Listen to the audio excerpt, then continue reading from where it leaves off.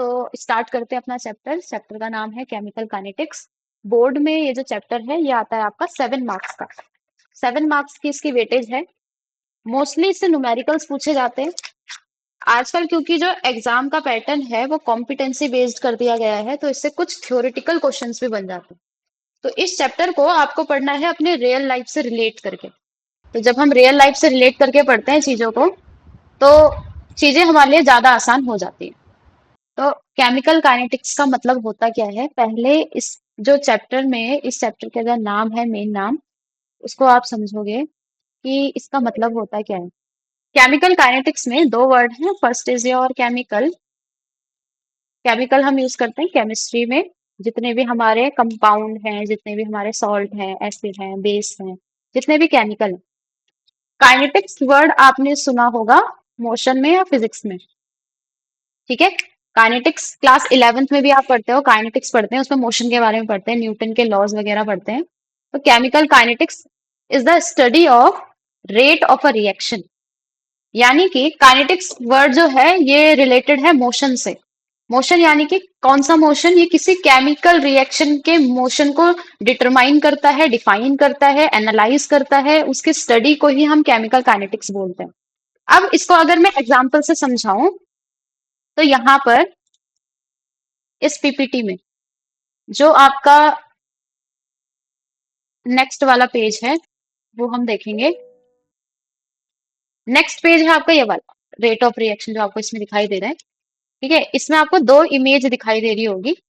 पहली इमेज पहली इमेज जो है यहाँ पे, इसमें लिखा हुआ है फास्ट, जो ये वाली है, वो में आग जल रही है।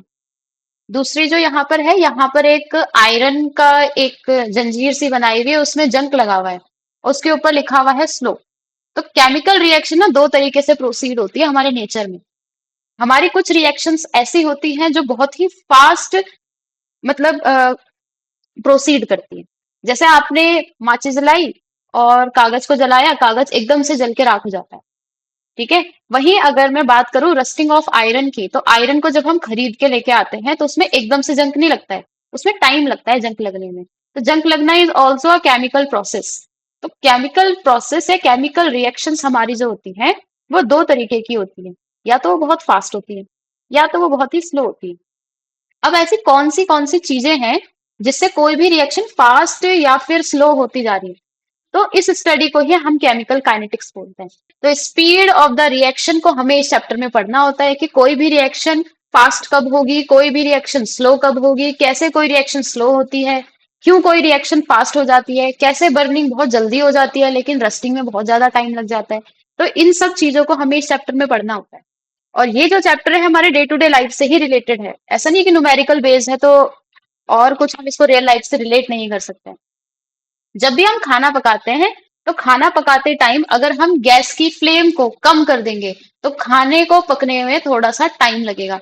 वहीं अगर गैस की फ्लेम को फुल कर दिया जाएगा तो खाना बहुत जल्दी जल्दी बनता है, यानी कि टाइम कम लगता है।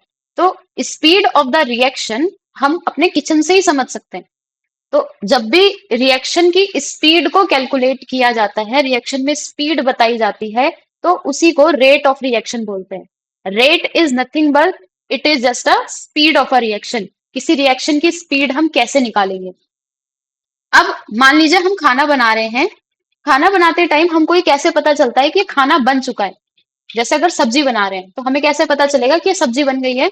तो हम ये देखते हैं कि उसमें जितनी सब्जी है वो ठीक से पक गई है या नहीं पकी है। ठीक है। तो हम उसके बाद गैस की फ्लेम को ऑफ कर देते हैं। वही सेम यहाँ पर भी है, किसी रिएक्शन की जो रेट है उसको हम कैसे कैलकुलेट करेंगे। यहाँ पे लिखा हुआ है the change in concentration with respect to time in a chemical reaction is called rate of the reaction. कि किसी भी रिएक्शन में किसी पर्टिकुलर रिएक्टेंट की या फिर प्रोडक्ट की जो कंसेंट्रेशन टाइम के साथ चेंज होती है, उसी को हम रेट ऑफ रिएक्शन बोलते हैं। यहाँ पे एक छोटा सा फॉर्मूला लिखा हुआ है कि rate is equals to D, यानी कि differentiation, small change in concentration upon small change in time. किसी भी रिएक्टेंट की या फिर किसी भी प्रोडक्ट की कंसेंट्रेशन टाइम के साथ कैसे चेंज हो रही है, इसी को रेट ऑफ रिएक्शन बोला जाता है। नेक्स्ट आते हैं हम इसमें टाइप्स ऑफ रिएक्शन, तो अभी नहीं पढ़ेंगे, पहले रेट ऑफ रिएक्शन पे ही बात करते हैं। रेट ऑफ रिएक्शन को ROR से रिप्रेजेंट करते हैं, rate of reaction ROR। Rate of reaction को दोबारा से पढ़ना है, तो रेट ऑफ रिएक्शन को कैसे लिखा जाता है वो सीखेंगे। मान लो तुम्हारे पास दो रिएक्टेंट है, एक रिएक्टेंट है ए, दूसरा रिएक्टेंट है बी, और ये दोनों मिलके आपस में एक प्रोडक्ट बना रहे हैं AB। ये दोनों रिएक्टेंट है और ये प्रोडक्ट है। हमें पता है कि टाइम के साथ ये जो रिएक्टेंट है जैसे जैसे रिएक्शन करता जाएगा ये प्रोडक्ट बनाता जाएगा, यानी कि टाइम के साथ जो रिएक्टेंट होता है ये डिक्रीज करता है, इसकी कंसंट्रेशन डिक्रीज होती है। जैसे कि आप अगर शुगर सॉल्यूशन सॉल्यूशन को बना रहे हो तो आप चीनी लोगे और पानी लोगे, उस चीनी को पानी में मिक्स करोगे, और हमें कैसे पता चलेगा वो सॉल्यूशन बन गया, जब वो चीनी कंप्लीटली घुल जाएगी। यानी कि जो रिएक्टेंट होता है ये टाइम के साथ रिएक्शन में हमारा यूज हो जाता है या फिर खत्म हो जाता है टाइम के साथ। तो रिएक्टेंट की कंसंट्रेशन टाइम के साथ घटती है। जैसे जैसे वो चीनी घुलती जाएगी वैसे वैसे सॉल्यूशन बनता जाएगा, यानी कि जो प्रोडक्ट होता है वो टाइम के साथ इंक्रीज करता है। ये दो बातें याद रखनी है बस, कि जब भी हम रेट निकालेंगे तो अगर मैं रेट पूछ रही हूं in terms of a reactant, तो रिएक्टेंट के टर्म में जो कंसंट्रेशन है वो टाइम के साथ डिक्रीज होती है। इन टर्म्स ऑफ प्रोडक्ट वो टाइम के साथ इंक्रीज होती है। कंसंट्रेशन की बात हो रही है। तो अगर मैं रेट लिखूं तो रेट में तो रिएक्टेंट भी आ सकता है, प्रोडक्ट भी आ सकता है, तो डायरेक्टली मैं बोल देती हूँ change in concentration with change in time it is called rate of reaction. अब अगर मैं स्पेसिफाई कर दूं कि रेट ऑफ रिएक्टेंट बताओ, तो change in concentration of reactant या decrease in concentration of reactant भी लिख सकते हो। रिएक्टेंट की जो कंसंट्रेशन है वो टाइम के साथ डिक्रीज होती है, इसलिए प्रोडक्ट के केस में इंक्रीज वर्ड का यूज करेंगे। और अगर इंक्रीज और डिक्रीज नहीं यूज कर सकते हो और मैंने यहाँ पे माइनस का साइन लगा दिया, तो माइनस का मतलब डिक्रीज होता है। तो इस फॉर्मूले में रिएक्टेंट की बात हो रही है क्योंकि आगे माइनस का साइन है। वहीं आगे अगर मैं प्लस का साइन लगा दूं तो वो प्रोडक्ट के लिए रेट बन जाएगा। तो simply chemical kinetics is the study of rate of reaction. What is a rate of reaction? Rate of reaction is the change in concentration of a reactant or product with respect to a time. Is called rate of reaction. अगर particularly reactant की बात करोगे तो वो time के साथ घटता है तो उसके फॉर्मूले में माइनस लिख देना। जो प्रोडक्ट होता है वो टाइम के साथ बढ़ता है तो उसके जो फॉर्मूले है उसमें आप प्लस लिख दोगे। अब मान लो मेरे पास एक रिएक्शन गिवन है, वो रिएक्शन कुछ इस टाइप से है कि N2 plus 3H2 gives 2 moles of NH3। ये एक रिएक्शन है। इस रिएक्शन में दो रिएक्टेंट है, एक प्रोडक्ट है, और मुझसे बोला कि रेट ऑफ रिएक्शन बताओ। रेट ऑफ रिएक्शन कैसे निकालेंगे? तो रेट लिखेंगे सबसे पहले, rate is equals to N2 के लिए लिखा मैंने रेट, तो N2 एक रिएक्टेंट है तो माइनस का साइन लगाऊंगी। Change in concentration of N2 with time, ये रेट होगा N2 के लिए। वही अगर मुझे रेट बताना हो H2 के लिए, तो H2 भी एक रिएक्टेंट है, तो H2 के लिए रेट क्या आएगा इन टर्म्स ऑफ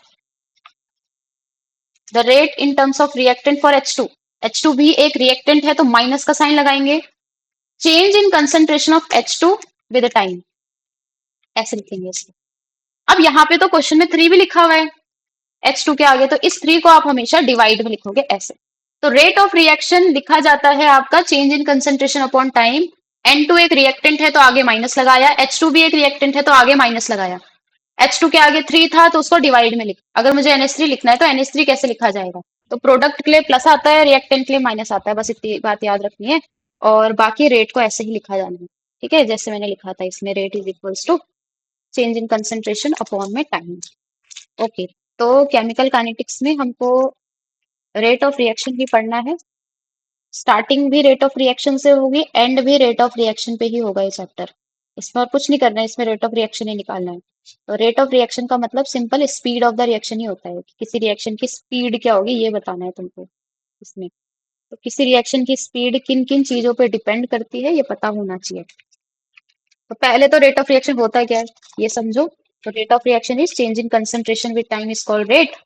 अगर रिएक्टेंट की बात कर रही हूँ तो आगे क्वेश्चन में मतलब इसमें फॉर्मूले में माइनस लगाएंगे, लेकिन अगर प्रोडक्ट की बात कर रहे हैं तो प्लस लगाएंगे। ओके, अब एक और चीज हम नेक्स्ट पढ़ते हैं। मैंने रिएक्शन लिखी H2 plus I2 gives 2 moles of HI, और इसके लिए मुझे बोला रेट लिखना है। तो रेट तो मैं किसी के लिए भी लिख सकती हूँ, रेट तो रिएक्टेंट के लिए भी लिख सकती हूँ, प्रोडक्ट के लिए भी लिख सकती हूँ। तो सबका मैं एक साथ लिख देती हूँ यहाँ पे।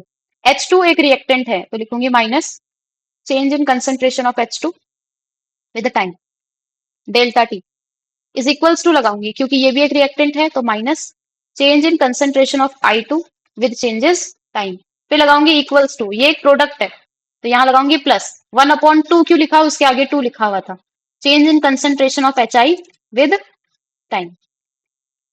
ऐसे किसी भी रिएक्शन का रेट आपको लिखना है। ये रिएक्शन का रेट इसके भी इक्वल है, इसके भी इक्वल है, इसके भी इक्वल है, तो सबको अलग अलग लिखने के बजाय मैंने एक ही लाइन में सबको इक्वल्स टू में लिख दिया। तो ये ऐसे रेट ऑफ रिएक्शन लिखा जाता है।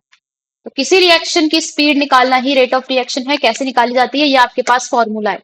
अब यहां पर मैं एक क्वेश्चन देती हूँ आपको। क्वेश्चन क्या है कि एक रिएक्शन है A plus B gives AB2। इसमें जो रिएक्टेंट है वो डिक्रीज कर रहा है, रिएक्टेंट डिक्रीज करता है टाइम के साथ। तो मैंने बोला जो रिएक्टेंट है वो डिक्रीज कर रहा है 5 ग्राम से 3 ग्राम। मतलब पहले उसकी कंसंट्रेशन 5 ग्राम थी, रिएक्शन में यूज होते होते उसकी कंसंट्रेशन अब 3 ग्राम हो चुकी है इन 5 मिनट्स, 5 मिनट के अंदर। एक रिएक्शन है उसमें जो रिएक्टेंट की कंसंट्रेशन है वो 5 ग्राम से घट के 3 ग्राम हो चुकी है 5 मिनट के अंदर, और मैं ये बोल रही हूँ इसमें रेट निकाल के दिखाओ। तो रेट का फॉर्मूला कैसे लिखेंगे, अब उसने क्वेश्चन में रिएक्टेंट लिख के दिया है तो मैं लिखूंगी rate is equals to minus, क्योंकि रिएक्टेंट दिया है, रिएक्टेंट क्या कर रहा है डिक्रीज कर रहा है 5 ग्राम से 3 ग्राम। चेंज इन कंसंट्रेशन, चेंज कैसे लिखते हैं, फाइनल माइनस इनिशियल लिखते हैं चेंज को। जैसे चेंज इन वेलोसिटी तो final velocity minus initial velocity होता है। तो चेंज इन कंसंट्रेशन क्या होगा, final concentration minus initial concentration. Final concentration कितनी हो गई 3, माइनस इनिशियल पहले कितनी कंसंट्रेशन थी उसकी 5, लिखा 5 upon changes time delta T था नीचे, डेल्टा टी क्या होगा final time minus initial time. Final time तो उसने दे रखा है 5, इनिशियल टाइम जब रिएक्शन स्टार्ट नहीं हुई थी तब तो टाइम 0 ही रहा होगा। बस इसको आप सॉल्व कर दोगे, नेगेटिव की मल्टीप्लाई अंदर करो और रेट का आंसर आपका आ जाएगा। अब मेन और सबसे इंपॉर्टेंट बात क्या है कि यहाँ पे यूनिट क्या लिखेंगे, वैल्यू तो हमने पुट कर दी, यूनिट क्या लिखेंगे। ऊपर क्या है कंसंट्रेशन, कंसंट्रेशन यानी कि मोलैरिटी की बात हो रही है, तो मोलैरिटी की यूनिट होती है मोल पर लीटर, क्योंकि ऊपर कंसंट्रेशन यानी कि मोलैरिटी थी तो मैंने लिखा मोल पर लीटर, अपॉन नीचे कौन था टाइम, तो टाइम के लिए मैंने लिख दिया यहाँ पे मिनट दे रखा है तो यहाँ पे मैंने मिनट ही लिखा। सेकंड लिखेंगे तो 60 से मल्टीप्लाई डिवाइड, वो आपको पता है कैसे करते हैं कि 1 मिनट को सेकंड में कैसे कन्वर्ट करेंगे। तो इसकी यूनिट क्या बन जाएगी मोल पर लीटर पर मिनट, इसकी यूनिट बन जाएगी। ठीक है, इतनी बात आ गई समझ में कैसे करने हैं इसके न्यूमेरिकल, यही इसका न्यूमेरिकल है स्टार्टिंग वाला। रेट ऑफ रिएक्शन कैसे निकालना है, change in concentration with respect to time, और बस आपको ये ध्यान देना है कि इसमें यूनिट क्या लिखनी है। अगर सेकंड में पूछा है तब आपको टाइम सेकंड में चेंज करना पड़ेगा, बाकी और कुछ इसमें डिफिकल्ट नहीं है, सिंपल वैल्यू गिवन रहेगी आपको पुट करनी है। तो पहले टाइप का क्वेश्चन जो रेट ऑफ रिएक्शन से बनता है वो तो इस टाइप का न्यूमेरिकल है। सेकंड, ये आपको एनसीईआरटी में इन टेक्स्ट में मिल जाएगा अनसॉल्व वाले क्वेश्चन में, ऐसा ही एक क्वेश्चन एनसीईआरटी खोल के देखना फर्स्ट या सेकंड पेज में ही मिल जाएगा ये वाला क्वेश्चन मिलता है, ऐसा क्वेश्चन जो है इसमें रेट ऑफ रिएक्शन निकालना है। दूसरा, इसमें से क्या पूछा जाता है, आपको एक रिएक्शन दे दी जाएगी, रिएक्शन अगेन जो मैंने पहले लिखी थी वही मैं दोबारा से लिख रही हूँ, N2 plus 3H2 gives 2 moles of NH3, मैंने एक रिएक्शन लिखी है। क्वेश्चन में बोला जाएगा कि rate of disappearance, disappearance of N2, N2 का रेट ऑफ डिसअपियरेंस जो है वो 2 इंटू 10⁻⁻2 है। तो फाइंड आउट या calculate rate of formation of NH3, ये पूछा जाएगा। डिसअपेयर का मतलब होता है खत्म होना, यानी कि रिएक्टेंट की बात हो रही है। अब हमें पता है रिएक्टेंट टाइम के साथ घटता ही है, तो उन वर्डिंग से कंफ्यूज नहीं होना है, वही सेम बात बोल रहा है जो तुमने पढ़ा है। रिएक्टेंट टाइम के साथ घटता है, घटना मतलब डिसअपेयर होता है। तो रेट ऑफ डिसअपेयरेंस यानी कि N2 में जो रेट निकालेंगे ना हम, उसकी वैल्यू दे रखी है। N2 के रेट की वैल्यू दे रखी है। Calculate rate of formation, formation का मतलब क्या होता है? बनना। तो प्रोडक्ट बनता है किसी रिएक्शन में, तो फॉर्मेशन की वैल्यू तुमको निकालनी है, और rate of disappearance of N2 तुमको दे रखा है। ठीक है, तो अभी रेट लिखना मैंने सिखाया था। रेट कैसे निकालेंगे, इसको मिटा रही हूँ। रेट कैसे निकालेंगे? इस रिएक्शन के लिए जो ऊपर रिएक्शन दे रखी है, जो जो चीजें पूछी हैं सिर्फ उन्हीं को लिखना है।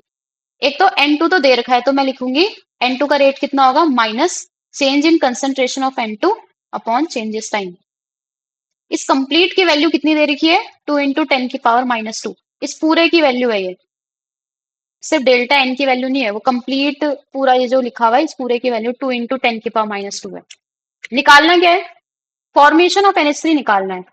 तो मैं ये लिख सकती हूँ कि rate is equals to, plus क्योंकि प्रोडक्ट है वो, 1/2, उसके आगे 2 लिखा हुआ है, change in concentration of NH3 upon changes time. इसकी वैल्यू हमें निकालनी है। ये जो delta NH3 upon delta T है, इसकी वैल्यू निकालनी है। तो सिंपली क्या करेंगे, हमने देखा था रेट में equals to equals to equals to लिखा हुआ था मैंने सबके आगे ना, तो इन दोनों को इक्वल्स टू के मतलब एक दूसरे के इक्वल पुट कर देंगे हम। तो लिखेंगे 2 × 10⁻² is equals to 1/2 change in concentration of NH3 with changes time. यहां से सिर्फ 2 को वहां क्रॉस मल्टीप्लाई कर दो, तुम्हारा आंसर आ गया। रेट तक निकालना आ गया, रेट कैसे लिखना है? ठीक है, तो वहीं से स्टार्टिंग करते हैं। देखो, अगर मैं उस इक्वेशन की बात करूं ना, तो उस इक्वेशन में रेट क्या था? उस इक्वेशन में रेट अगर मुझे लिखना था, तो मैं लिखूंगी minus change in concentration of N2 upon changes time. अगर मुझे NH3 के लिए लिखना होता, तो मैं लिखती वहां पे equals to plus 1/2 change in concentration of NH3 with changes time. ऐसे ही लिखती मैं इक्वल्स टू, और भी जो रिएक्टेंट प्रोडक्ट थे मैं उनको भी लिख सकती थी, मैंने नहीं लिखे क्योंकि उनकी जरूरत नहीं है यहाँ पे। यही तो बताया था मैंने रेट के लिए फॉर्मूला, जो जो रिएक्शन में गिवन है उनको ऐसे लिखना है। ठीक है, तो देखो N2 अपॉन डेल्टा टी की वैल्यू मुझे कंप्लीट दे रखी थी, यानी कि ये जो पूरा है ना, minus delta N2 upon delta T, इस पूरे की वैल्यू 2 × 10⁻² दे रखी है क्वेश्चन में। मुझे NH3 की वैल्यू निकालनी है, तो यहाँ से 2 ऊपर मल्टीप्लाई कर दो, बस इतना ही तो करना है। तो रेट ऑफ रिएक्शन निकालने के लिए पहले आप कंप्लीट वो रेट की इक्वेशन लिखोगे, उसके बाद जो जो चीजें आपको दे रखी है आप सिर्फ उसको लिखोगे। मुझे N2 दे रखा था, मैंने सिर्फ N2 को लिखा। जो चीज निकालनी है उसको लिखोगे। मुझे NH3 निकालना था, मैंने NH3 लिखा। जो कांस्टेंट है उनको मल्टीप्लाई कर दो और आंसर निकाल दो। लिखो question, in a reaction SO2 is formed, in a reaction SO2 is formed by reacting sulfur and oxygen, in which the rate of decomposition of sulfur is 5 × 10⁻², मोल पर लीटर पर सेकेंड। यूनिट भी लिखनी है, 5 × 10⁻² मोल पर litre पर second. Calculate the rate of formation of SO2, SO2 के formation का rate बताना है। क्या आंसर आएगा? पहले रेट की इक्वेशन लिखो जो सिखाई है, फिर उसमें जो वैल्यू दे रखी है उसको पुट कर दो, जो निकालना है उसको कैलकुलेट कर लो। 5 × 10⁻², क्योंकि उसमें कोई कॉफिशिएंट नहीं है इस इक्वेशन में, तो मल्टीप्लाई या डिवाइड भी नहीं होगा। तो जो वैल्यू सल्फर की है वही वैल्यू SO2 की भी आएगी। तो इसमें तो सॉल्व करने वाला कुछ था ही नहीं, क्योंकि रेट के फॉर्मूले में तो हर जगह इक्वल्स टू आता है ना। तो अगर सल्फर की वैल्यू 5 है तो SO2 भी 5 ही आएगा, फिर इक्वल्स टू होता है ना बीच में, इसलिए। What is the rate of reaction in terms of a reactant? Reactant के टर्म्स में बताना है कि रेट ऑफ रिएक्शन का मतलब क्या होता है। चलिए, तो रिएक्टेंट के टर्म्स में जो रिएक्टेंट होता है ये टाइम के साथ घटता है हमारा। तो decrease in concentration of a reactant with respect to time is called rate of reaction. अगर प्रोडक्ट के टर्म्स में पूछा जाएगा तो increase in concentration of the product with respect to time is called rate of reaction. Okay, next देखो यहाँ पे unit of rate of reaction लिखा हुआ है। यूनिट मैंने अभी आपको बताई, यूनिट क्या है? ऊपर कंसंट्रेशन है, डेल्टा सी लिखा हुआ है, C is for concentration. Delta C is concentration, delta T is time. तो कंसंट्रेशन मोलैरिटी होती है तो मोल पर लीटर लिखा हुआ है ऊपर। नीचे डेल्टा टी टाइम होता है तो सेकंड में या मिनट में या फिर आर में भी हो सकता है। टाइम की 3 यूनिट्स हैं। ठीक है, तो टोटल यूनिट क्या बन गई इसकी? मोल, लीटर इनवर्स, सेकंड इनवर्स। अगर टाइम को मिनट में लोगे तो मोल, लीटर इनवर्स, मिनट इनवर्स। वही आर में भी सेम होगा। ठीक है, उसके आगे यहाँ पे नीचे देखो एक जनरल रिएक्शन दे रखी है, उस रिएक्शन के लिए कैसे रेट ऑफ रिएक्शन लिखना है वो दे रखा है।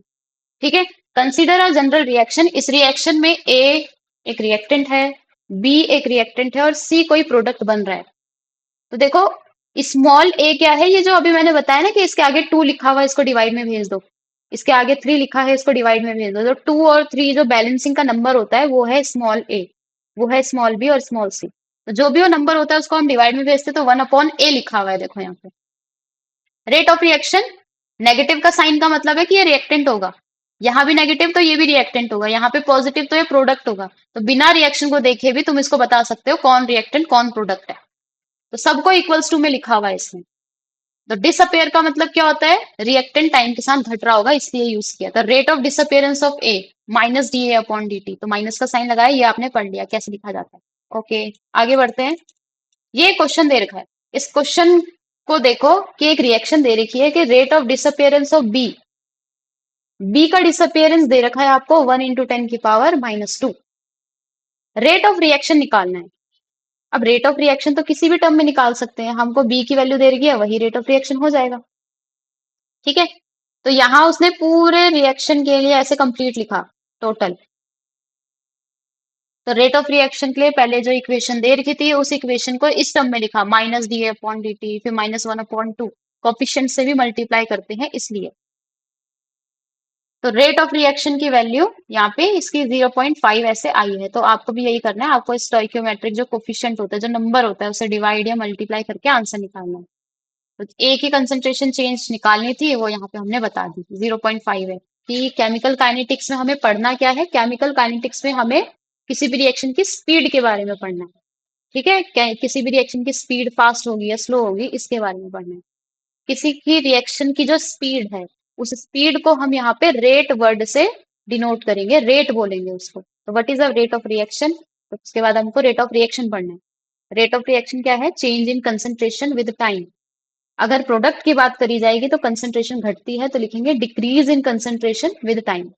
प्रोडक्ट की बात करेंगे तो increase in concentration with time. दो चीजें हो गई। थर्ड चीज जो है वो आपको ये याद करनी है कि इसकी यूनिट क्या होती है और इसके न्यूमेरिकल सॉल्व करने कैसे। जो उसका न्यूमेरिकल कुछ भी गिवन होगा, जैसे ये जो स्क्रीन पे दिखाई दे रहा है ये वाला न्यूमेरिकल, इसमें एक बी की वैल्यू आपको दे रखी है। तो जब भी रेट ऑफ रिएक्शन पूछा जाएगा तो पहले उस इक्वेशन के हिसाब से वो पूरा जो मैंने रेट ऑफ रिएक्शन लिखना सिखाया उस कंप्लीट को आप लिखोगे। जिसकी वैल्यू दे रखी है, देखो इसने डीबी अपॉन डी टी की वैल्यू दे रखी थी, तो डीबी अपॉन यहाँ पे ये डीबी अपॉन डी टी की जगह उसने लिखा हुआ है, डीबी अपॉन डी टी की जगह लिखा हुआ है ये वाली वैल्यू नीचे। डीबी अपॉन डी टी की जगह इसने जो वैल्यू क्वेश्चन में दे रखी थी वो पुट करी, कॉफिशिएंट से डिवाइड करा और आंसर आ गया। यही करना है आपको भी। ये इक्वेशन दे रखी थी ऊपर, फर्स्ट लाइन में इक्वेशन दे रखी है। कोफिशिएंट वाली ये वाली इक्वेशन बनानी है खुद से, ये बनी हुई नहीं दी जाएगी, आपको सिर्फ इक्वेशन दी जाएगी। इस इक्वेशन के हिसाब से ये इक्वेशन आपको पहले बनानी है, फिर कोफिशिएंट से डिवाइड मल्टीप्लाई करके जो क्वेश्चन में आंसर आपसे पूछा है वो आपको बताना है। ठीक है, फिर चेंज इन कंसेंट, फिर जो जो चीजें पूछी है वो आप बता सकते हो इसमें। तो ये 3 चीजें आपको इसमें पढ़नी है। पहला, केमिकल काइनेटिक्स क्या है, दूसरा रेट ऑफ रिएक्शन क्या है, और तीसरा इसके न्यूमेरिकल सॉल्व और इसकी यूनिट क्या है। यूनिट लिखना जरूरी है, यूनिट के हाफ मार्क्स कटते हैं आपके। ठीक, रेट ऑफ रिएक्शन है ये कितने टाइप का हो सकता है? रेट ऑफ रिएक्शन जो हमारा होता है ये 2 तरीके का होता है। ठीक है, यहाँ पे दे रखा है रेट ऑफ रिएक्शन हमारा 2 तरीके का होता है। पहला होता है हमारा एवरेज रेट और दूसरा होता है इंस्टेंटेनियस रेट। अब एवरेज रेट और इंस्टेंटेनियस रेट को हम एक एग्जांपल से समझते हैं। मान लो आप साइकिल से घर से स्कूल की तरफ आ रहे हो, टोटल जो डिस्टेंस है आपके घर का और आपके स्कूल का, वो है 3 किलोमीटर। तो उस टोटल 3 किलोमीटर में आपके बाईसाइकिल की, आपके साइकिल की जो एवरेज स्पीड थी वो आपने बताया कि जब मैं अपने घर से स्कूल की तरफ आया या फिर आई, गाड़ी लेके या फिर साइकिल लेके, तो उसमें हमारी एवरेज स्पीड कितनी थी। तो जब भी हम एक लॉन्ग पीरियड ऑफ टाइम के लिए रेट बताते हैं तो उसको एवरेज रेट बोलते हैं। हम गाड़ियों के लिए यूज करते हैं ना मेनली, कि ये गाड़ी इतना एवरेज देती है। तो एवरेज का मतलब क्या होता है, जब लॉन्ग टाइम पीरियड के लिए आप रेट निकालते हो। जैसे कि आप मार्केट गए स्कूटी से, तो कभी आपकी स्पीड 30 रही होगी, जहां पे ट्रैफिक नहीं होगा वहां पे आपकी स्पीड 40 रही होगी या 50 रही होगी, कहीं पे 10 भी हो सकती है। तो मैं एग्जैक्ट नहीं बता रही हूँ कि कहाँ कहाँ पे कितनी कितनी स्पीड गई, मैंने बोला टोटल मेरे हमारी जो स्पीड थी वो 30-40 के बीच में ही रही है, तो एवरेज बताते हैं। तो जब भी लॉन्ग पीरियड ऑफ टाइम के लिए रेट बताते हैं, that is average rate. Now instantaneous rate क्या होता है, जब एक पर्टिकुलर इंस्टेंट ऑफ टाइम पे मुझे रेट बताना है। जैसे आपके घर और आपके स्कूल के बीच में एक पेट्रोल पंप आता है, और मैंने ये पूछा उस पेट्रोल पंप में पहुंचने पर इंस्टेंट स्पीड कितनी थी। तो वहां आप एवरेज नहीं बताओगे, आप बोलोगे जब मैं पेट्रोल पंप में था या पेट्रोल पंप में थी उस टाइम पे मेरी स्पीड जो थी वो 12 किलोमीटर पर आवर थी बाईसाइकिल में, 12 किलोमीटर पर आवर थी। तो जब किसी एक इंस्टेंट टाइम के लिए रेट निकाला जाता है, एक पर्टिकुलर टाइम के लिए, पर्टिकुलर इंस्टेंट के लिए रेट निकाला जाता है, दैट इज इंस्टेंटेनियस रेट। जब लॉन्ग पीरियड ऑफ टाइम के लिए, जैसे कंप्लीट डिस्टेंस जब आपने कवर कर लिया, तब आप रेट निकालोगे, that is your average rate. Difference कुछ नहीं है दोनों में। ये लॉन्ग पीरियड ऑफ टाइम के लिए है तो यहाँ पे डेल्टा साइन आएगा। ये शॉर्टर पीरियड या इंस्टेंट टाइम के लिए तो स्मॉल चेंज आएगा, स्मॉल चेंज मतलब डिफरेंशिएशन। यहाँ डिफरेंशिएशन का साइन आता है, यहाँ पे डेल्टा का साइन आता है, यही डिफरेंस है और कोई डिफरेंस नहीं है दोनों में। और एवरेज रेट लॉन्ग पीरियड के लिए होता है, ये पर्टिकुलर इंस्टेंट टाइम के लिए होता है। तो ये चार चीजें आपको बस पढ़नी है इस क्लास में। बाकी इसके न्यूमेरिकल आपको सॉल्व करने हैं। तो केमिकल काइनेटिक्स में पढ़ना क्या है ये पता होना चाहिए। किसी भी चैप्टर को जब आप पढ़ते हो तो उसका मोटिव पहले जान लो, कि अगर आपको इलेक्ट्रोकेमिस्ट्री भी पढ़ना है तो उस चैप्टर को पढ़ क्यों रहे हैं, क्या एप्लीकेशन है हमारे रियल लाइफ में उस चैप्टर का। वैसे ही अगर केमिकल काइनेटिक्स पढ़ रहे हैं तो क्यों पढ़ रहे हैं। तो आप देख रहे हो ना हमारे टेक्नोलॉजी में बहुत एडवांसमेंट आती जा रही है। तो वैसे ही किसी भी रिएक्शन को फास्ट या फिर स्लो कैसे बनाया जा सकता है हमें ये पता होना चाहिए। ठीक है, जैसे पहले हाथ से कपड़े धोते थे, उसके बाद वॉशिंग मशीन आ गई, उसने टाइम को डिक्रीज कर दिया कपड़े धोने का, जल्दी कपड़े धुल जाते हैं। तो वैसे ही वो भी तो केमिकल रिएक्शन ही है। उस केमिकल रिएक्शन को हमने रेट को समझ के, रेट को पढ़ के, उस केमिकल रिएक्शन का जो टाइम था वो डिक्रीज कर दिया। ठीक है, तो चीजों को आसान बनाने के लिए ही हम रेट को पढ़ते हैं। तो जब तक हमको ये नहीं पता होगा कि रेट बढ़ता कब है घटता कब है, तो हम किसी भी रिएक्शन को बढ़ा या घटा नहीं सकते। तो साइंस जो है ये हमारी रियल लाइफ को, हमारी रोजमर्रा की जो जिंदगी है इसको आसान बनाने में ही यूज होती है। कोई भी केमिकल रिएक्शन है उसको तुम कैसे बढ़ा सकते हो, घटा सकते हो। ठीक है, अगर मैं सिंपल एग्जांपल लूँ ना, इस चैप्टर का नाम ना लूँ, मैं सिंपल एग्जांपल ये लेती हूँ कि अगर खाना बनाना है तो खाना कब जल्दी बन जाएगा, कब देर में बनेगा। मोस्टली गर्ल्स को ये चीज पता होगी कि जब भी ना दाल बनती है, मोटी दाल, जैसे राजमा हो गए और चने हो गए, इनको पकाने के लिए ना थोड़ा सा बेकिंग सोडा ऐड कर दिया जाता है, उससे जल्दी पक जाते हैं। तो यानी कि बेकिंग सोडा भी तो कुछ ना कुछ रिएक्शन कर ही रहा होगा जिससे कि उसमें सब्जी जल्दी बन जा रही है।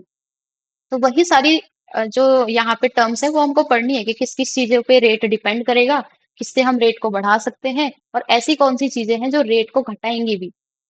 सारे बढ़ाते नहीं है, घटाते भी हैं कुछ कुछ। तो वही हमको इस चैप्टर में पढ़ना है। तो स्टार्टिंग हमने कर दी है इस चैप्टर की, कि केमिकल काइनेटिक्स होता है क्या है, रेट ऑफ रिएक्शन का मतलब क्या होता है, रेट कितने टाइप का होता है, इसकी यूनिट क्या होती है।